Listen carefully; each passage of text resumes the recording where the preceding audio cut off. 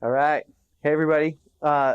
Welcome to Talk of the Boat. I'm the guest host this week, Marc Bennett, and I'm here with my friend and client, Beth Blaskovich.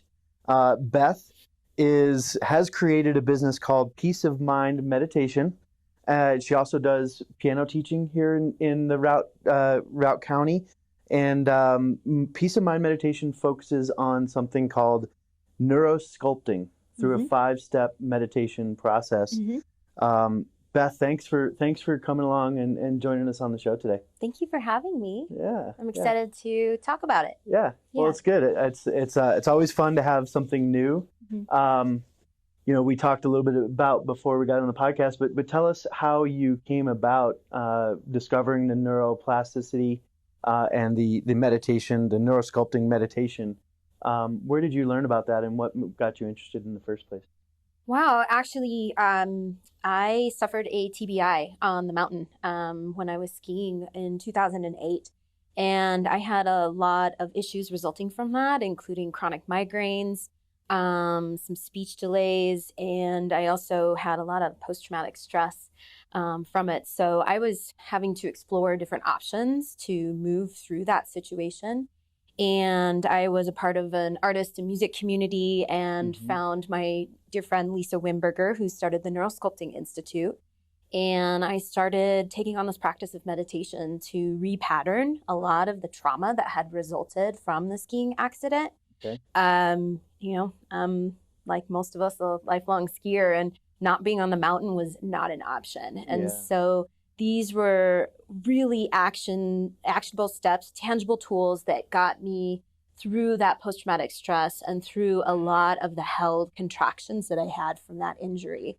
So then I took it on as a practice for daily life, for stress relief, for anxiety relief, and so that I could calm my nervous system and be more present. And you said TBI, just so that what is a TBI injury? Traumatic brain injury. Okay. Got it. Yeah. So you had a concussion of some sort. Putting it mildly, it sounds Putting like. it mildly. Yeah. Okay. Yeah. Okay. Great. And you said the Neuroplasticity Institute, they're out of Boulder or Denver, right? Yeah. So the Neurosculpting Institute is located in Denver. Okay. So after doing that for, almost a decade, I felt like I really wanted to dive deeper. Started doing some different workshops and then realized what I wanted to do is become a facilitator. And I wanted to bring this practice to other people. So in 2018, 2019, I became certified as a neurosculpting meditation practitioner. So you started this, this TBI was 2009, 2008, somewhere in there? Yep. And you practiced it for 10 years before you became a facilitator. And now you've had your own business doing it for the last, since 2019. Yes. Okay. Yeah. Great. Excellent. Yeah. So tell me a little bit about, I guess, let's say I've never meditated before. What I expect, or what do I expect to gain from it or experience through it? So neurosculpting is really a merger of neuroscience and meditation. And that's why I like it so much. I think a lot of meditation practices are all about clearing the mind of thoughts. And that's really difficult for a lot of us. That's difficult for me personally, but this was so different because it's a 5-step process that is really designed with our brains in mind. It's all about how our brains work. So it's about how to calm our nervous system. So it's distinct 5 steps. It's a guided meditation. The first step is all about addressing our safety and focusing on the ways in which our needs are met and the ways in which we are safe. We're telling the limbic center of our brain, you don't have to be active. You are not in danger. You can calm. And then the second step is about bringing forth that part of our brain that's responsible for learning, for compassion, for love, for empathy, for all the things that we want in our daily life. And so in this step, we focus on novelty. So novelty is a way that we learn. Novelty is a way that we remember. And so what we're doing in those 2 steps alone is we're deactivating the sympathetic nervous system. We're bringing ourselves into a parasympathetic state, and that means that we're in a rest and digest state. And then in step 3, we're working on that patterning. So it might be a held belief that we have. It might be a trauma. And what we do in that is we tell a story. And so with that story, we activate both the right and the left part of our brain by using logic, numbering, by using colors and creativity. So we're telling a story is all that we're doing. Interesting. And then in the last 2 steps, we're internalizing that story using somatic cues. So we're using a hand gesture or we're tapping. And then we're also giving that meditation a name. So what we're doing is we're linking all these neurons together to create this memory, because that's what we've done in the past is we've linked neurons together. We've linked stories together to create a memory. And so now we're rewriting and we're creating a new one. Gotcha. That's really interesting. I think that, so let me see if I've got it straight. Like, so the first part is kind of calm your body down. Second step is put you in a state where you can learn, and then introduce the new idea that you're trying to work on, and then repattern that into your everyday life, and then remember that. So is that kind of a good... Exactly. Okay. And I tell clients and workshop attendees, I think the coolest steps are 4 and 5, where we create that hand gesture or we give that label. Because in your day-to-day, you have a stressful situation at work and you can't just stop everything. I'm going to go meditate for 20 minutes. I'll come back and respond. It doesn't work that way. Right. But you can remember the name of that meditation. You can do that tapping or that hand gesture. And because those neurons are linked together, we can bring ourselves right back into that parasympathetic state, that rest and digest state, that repatterning state. We can bring ourselves back to that place of pause. Yeah. And then we can re-engage in that situation from that place, rather from that activated limbic fight, flight, or freeze response. Yeah. And I think that is the coolest thing, to be able to do that in the moment. Yeah, I think I can see the benefit for that. I mean, specifically for me in my business, when something goes wrong on a deal, it's really easy to get angry, and react in a way that's not going to be not going to help the situation for your client, for the other broker, whatever it is. If it's it doesn't matter what it is, it's getting into that calm state is really challenging place to stay. You want to be ready to react. So I think that's a really beneficial aspect to what you're doing. And I've done some visualization and meditation in the past, but I've never kind of, been so specific about how, for me, it was always let the thought go. You can't stop your thoughts. So let it come in and let it go, and then let the new one come in, and thereby clearing the channels for learning. But that seems like a little bit more guided. On the story that you use, I mean, is it like a fable, or is it something that I mean, obviously, to me, those childhood, grim fairy tales were fables, right? To teach us how to live, how to be, good people, things that we shouldn't do. Are you engineering those stories, or how do you come up with the story? So when I do personalized meditations for clients, we're working on specific things. And a lot of times that is releasing something. Releasing an I am that stuck to us a lot of times in childhood that we've carried with us, a negative story that we continue to rehearse in our brain. Yeah. And so it might be a story of release. And we can release that in so many different ways. We can put it out into a container in front of us. We can visualize it draining out of our body with our breath. There's endless possibilities that we can do with it. Or it might be a story of creating a new I am, a new pattern that we would like to embody so that we can be more present and more responsive and live with ease and grace throughout our day. So that might be filling in with that story with our breath. Yeah. That might be imagining someone gifting that I am to us. It can be so many different things. And that's what I love about being able to craft meditations for clients is I get to really write stories, but you as the meditator have the free will to change and adapt and create that story in any way that you want. And once you start to master those 5 steps, then you get to start telling your own story. Right. I love the guided aspect of it. I want to be guided through meditation, but I can also walk myself through those steps as well. Right. Yeah. And that's a skill that you develop Mm-hmm. through practice. Yeah. Yeah. That's great. All right. So I think we've covered this a little bit. Is there any specific difference in neurosculpting from the meditation that I described, where, either circle breathing or square count, there's all sorts of different meditations. What really, is there anything in the meditation that is specifically different, or am I being, I don't know, is it not that different, or is there a good explanation for that? Well, I think all meditation is about regulating our nervous system, right? It's about just bringing ourselves back down into that rest and digest.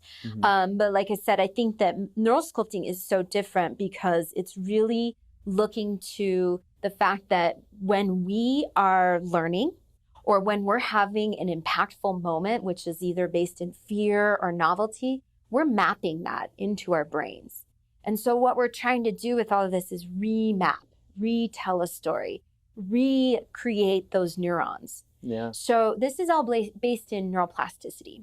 And what we once thought was completely fixed, our brains, that our mindsets were fixed, the way that we acted was fixed, is no longer true.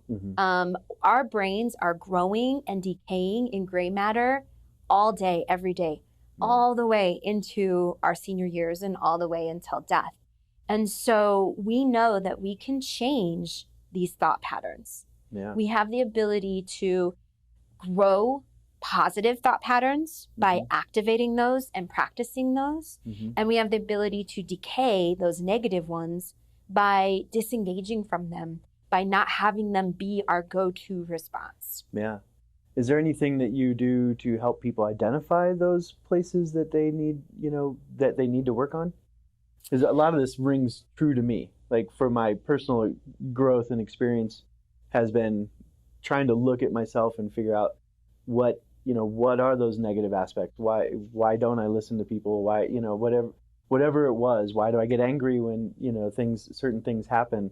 And moderating that. Is there any way that you help identify that or help your clients figure out what they need through this practice? Well, the body doesn't lie. The body holds the score.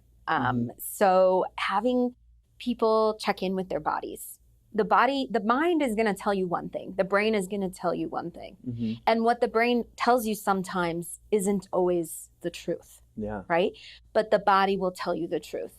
And so doing a lot of check-ins with the body scans, starting to identify where we hold tension, where we hold these stories.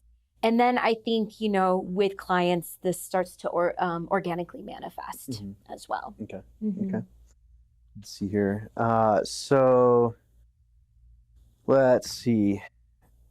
I think that one of the things that you do as well is, you are a piano teacher here in the Valley, both places, right? You're going to be teaching in Hayden as well, or eventually. Eventually, okay. And then you have a studio here in Steamboat that you teach as well. So, do you use this in that part of your business? I do. I'm neurosculpting my clients a lot. Do they realize what they're getting into? Sometimes. Yeah. But I have found that one of the key factors of neurosculpting is the right and left brain communication. So the left brain is our logical brain. It wants numbers. It likes things in logical sequence. It likes to know what's happening. The right side of our brain, that's the creative side. It's very abstract. So when I'm working with a student and memorizing music, we'll start taking sections of that music and just developing colors or pictures or stories about that. Because I know what we're doing is we're activating more of the brain. Yeah. And I know by activating more of the brain, we're neurally mapping that much deeper into their brain. Yeah. So there's that. Then we have stage fright. So I have a lot of students, both young and adult, that have stage fright. I've been a performer since I was in single digits and still work through stage fright. So I'm teaching them calming techniques for stage fright. Yeah. One of the biggest ones that I love throughout my day for anything is reminding myself that I'm safe. Yeah. I am safe. I am supported. My needs are met. Mm-hmm. It instantly tells the limbic center, we don't have to run from a bear. There's nothing ready to attack us. Right. This is not a time when we are fighting off lions and we either have to run or fight. Yeah. This is a performance. This is an email that I got today. Yeah. This is not life or death. Right. So just reminding that part of our brain, I am safe, I am supported, my needs are met, is such a profound thing to do. It's so simple, but yet we forget that in the moment. Yeah. Because when we're in that limbic state, we are also in kind of a tunnel vision. Right. Yeah. Yeah. That makes a lot of sense. I think that a lot of us have trouble dealing with stress, especially doesn't matter what you do in life. There's something that causes you, significant stress, and being able to release yourself from that is healthily is an important aspect for all of us to deal with. Yeah. Yeah. And I think it's so important now more than ever. We have all been in a heightened nervous system response for quite some time now. And what we know through neuroscience is that if we continue to be in a heightened nervous system response, a sympathetic nervous system response, it predisposes our body to stay in that. So we need to make sure that we're getting ourselves out of that. Yeah. And I think, like I said, now is such an important time for that.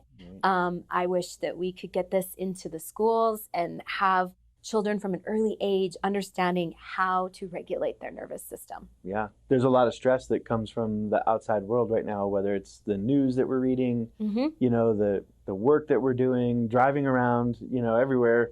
I saw an article the other day that, aggressive driving is on the increase in Colorado, right? We've been this kind of rural state for so long, and now it's, as Colorado gets busier, dealing with those everyday stresses is so important.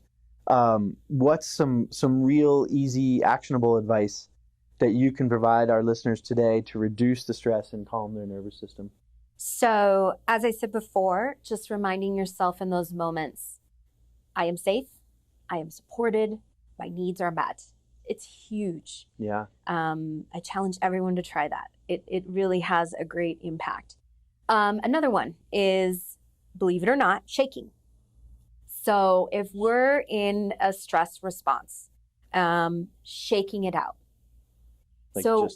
Exactly.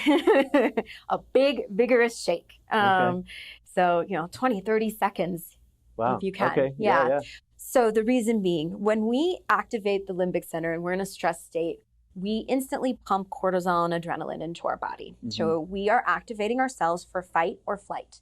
And what we're doing is we're taking the resources, the blood, all the resources from the midline of our body, and we're fueling our limbs so that we can either fight or flee. When that happens, we stop digesting, we stop absorbing nutrients, we stop our immune response. And so you can see that that's really not great for our bodies. Yeah. Then we have all this adrenaline and all this cortisol swimming around in our bodies, creating a place of inflammation, a place of disease.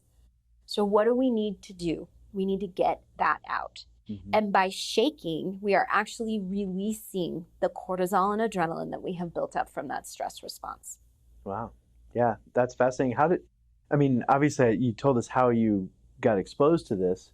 How do you continue to learn and grow in this field? I mean, you said earlier you're not on this podcast, but before that you're not a neuroscientist per se, but you've been granted a facilitator for this practice. Mm-hmm. How do you stay up on your continuing education for this? Well, the Neurosculpting Institute in Denver has wonderful continuing education opportunities for facilitators as well as the general public. Mm-hmm. So I take advantage of as much of that as possible.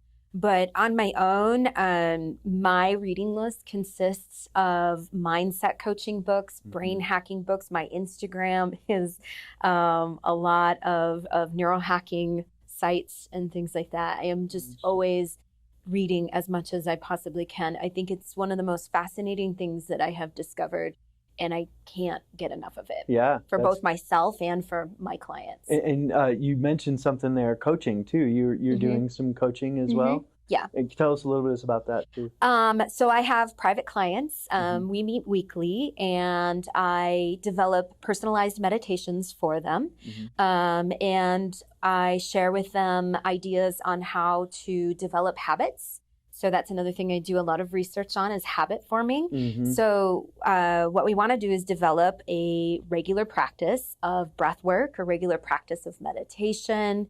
Sometimes it's journaling. Working on reflection and goal setting. So giving them all the tools that I am learning in addition to these meditations so that they can work to regulate their nervous system, but also embody this practice for themselves. Right. And growing, we use a lot on our team. My wife and I at home use a lot of visualization is so important. If you can see where you want to go, then you can actually manifest that. One of my favorite things that I'm a big Colorado Avalanche fan, and there was Nathan McKinnon, when he was 8 years old, wrote on, I want to play with Joe Sakic and win the Stanley Cup. I mean, he wrote that when he was 8 years old, and then whatever, I don't know how many, I'm bad at math in my head, but he just did it this year, and to see that kind of visualization bring itself to fruition for one of the top hockey players in the country it just proves to me that everybody can do it. So it seems like there's a lot of ability for this neuroplasticity to be applied to PTSD and a lot of other situations where those stressful impacts have really significantly impacted your life, and that's how you came to it as well. Any advice for somebody who wants to get started in learning about it? Well, there are a couple of great books that were written by the founder of the Neurosculpting Institute, Lisa Wimberger. One of them is Neurosculpting, and the other one is New Beliefs, New Brain. And those are a great way to just start that journey of understanding what it's all about. I personally offer workshops around town. I'm hosted at several of the yoga studios around town and at some of the local shops, including Aspen Botanicals. And I also do retreats. So the retreats were on pause temporarily with COVID, but that is something that we are working to resurrect. And those are yoga, neurosculpting retreats. And then I also offer some urban retreats in Denver, where we offer neurosculpting and yoga. So that's a really great place to start, I think. And so if somebody wanted to find out about those events that you're doing, how do they locate, well, you have multiple things. So hopefully someone will reach out to you for some piano lessons as well. Or coaching. How do they find out about all these things? So my website is Your Peace of Mind Meditation. I'm also on Facebook under Peace of Mind Meditation. And then you can find out about me and my piano lessons. My piano lesson website is pianobeth.com. So a lot of things. Pianobeth.com. I love it. Yeah, that's good. Good.